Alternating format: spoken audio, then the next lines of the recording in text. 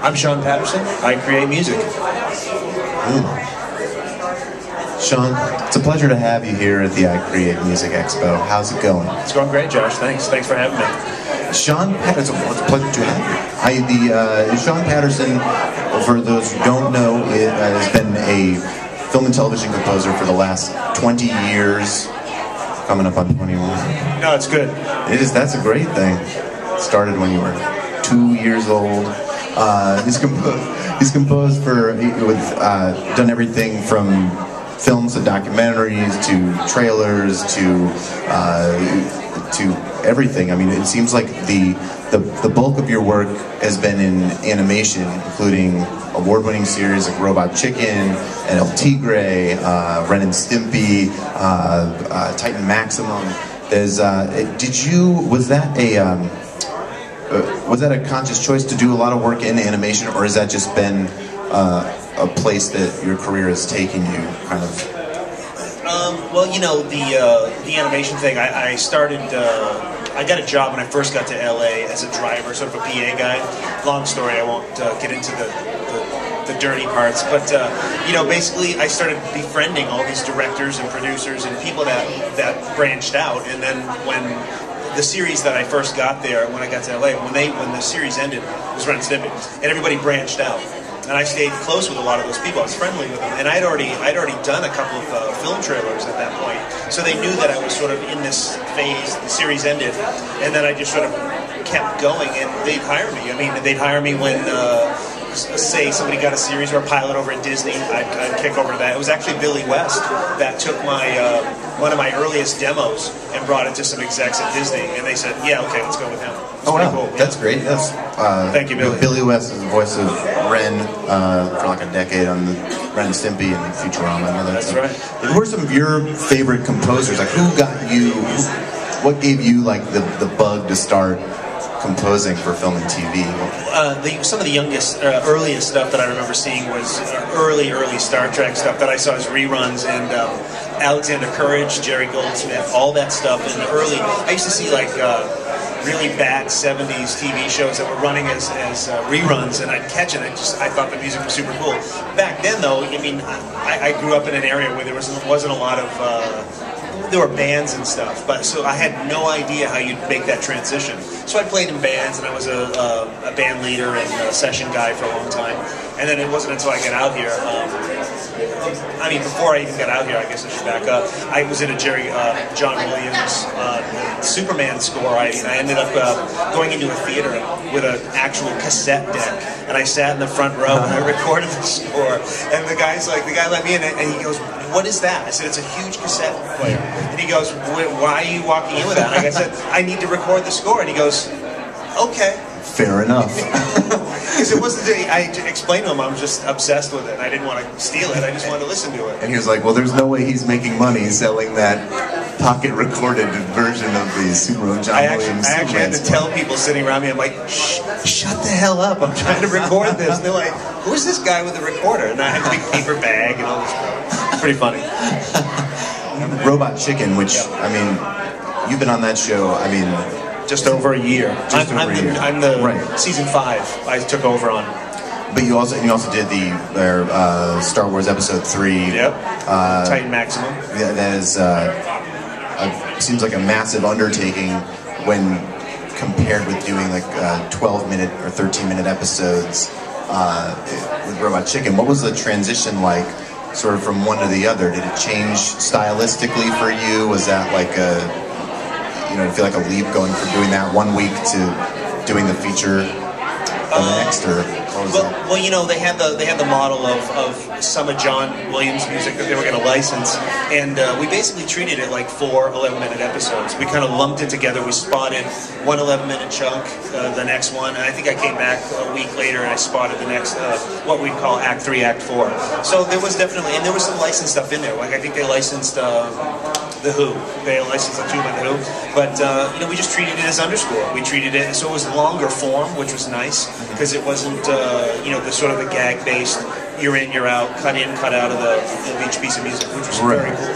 Yeah, so, and to that point, like, on the regular episodes of Robot Chicken, there's a really manic pace to the show, and every scene might be a 3-second clip of, you know, Mario stabbing Luigi with a, I don't know, Mike Myers' knife or something along those lines. So when, especially in those, like when the cues are so quick, and also, I mean, it's a separate question, I guess, but this, and the source material is so specific, how does that influence your choice as a composer? Do you feel like you need to sort of participate in that parody, like, you know, in sort of their parody, or do you treat it as like, I'm just going to do with what's best for the scene, or is it more like I feel like I need to do a John Carpenter kind of thing because we're doing Halloween? Or I mean, sometimes they want you know, the musical parody to be very close and sort of give you the flavor. Other times it's less critical.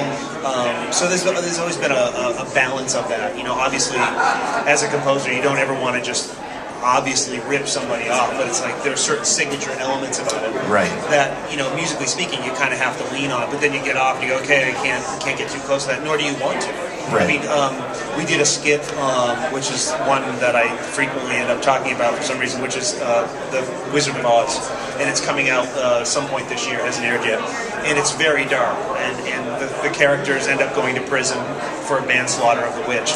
So I had moments to kind of write some stuff underneath there, and we ended up taking this really melancholy piece of music that I wrote that's with violin, and it sort of became the signature, and we reused that each time there's another tragedy happening to them. Whether, I can't give it all away yet because it's so dark and it's so wrong, but it was awesome. So in that case it was nice because I got to take something original and we sort of repurposed it again and again, and it's a long, I think it's like a 2-minute segment, which is long for an 11-minute show. You know, it's 2 minutes about, I mean, it's ballpark, but a lot of fun. I want to talk to you a little about orchestration. Do you, you studied orchestration with Jack Smalley. Yes. He's done a million. Roger Steinman. Amazing feature films. And do you feel that I just want to just talk about the orchestration and how it relates to composition, like sort of how those two interplay in your work, like it's kind of just the importance of orchestration, if you feel like, because it seems like sometimes it's something that's maybe overlooked in the composing process. I think I'm so ingrained with the sounds of the orchestra and sectional parts, woodwinds, brass, that as I'm writing, I sort of hear an overview in my head, but I kind of do it at the same time. Like if I'm writing, I don't always just call up a piano sound and say, you know, this has to be. I mean, I guess what I'm saying is I write for these sections and I orchestrate as I'm going, and I can imagine that if somebody has no experience with that at all, it would sound like crap, for lack of a better colorful word.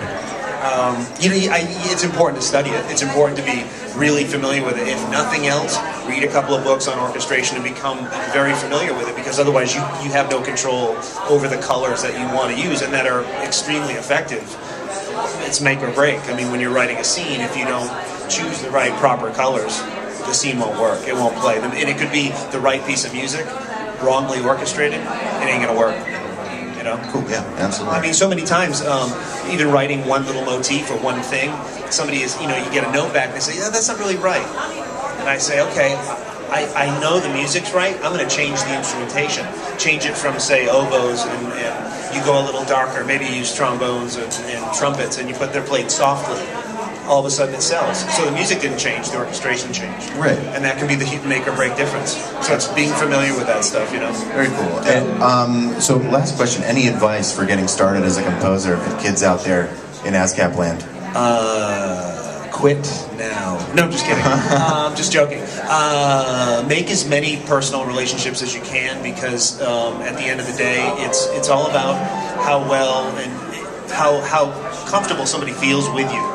I've only done probably 2 or 3 jobs in my life composing where I actually never met somebody, and they had heard my work, so they hired me either through internet or whatever. And but almost always I'm hired because somebody knows who I am and they've referred my work or they've heard my body of work, and they say, okay, and then they come in, I meet them. It's critical to just get to know directors, editors, producers, and get your stuff out there. It's a non-stop hustle to just get your work out there and heard, and then meet people. Keep re-meeting those people. Meet. Excellent. Thanks, Shawn Patterson. That was really great. Thanks for coming having me. by. Thank you.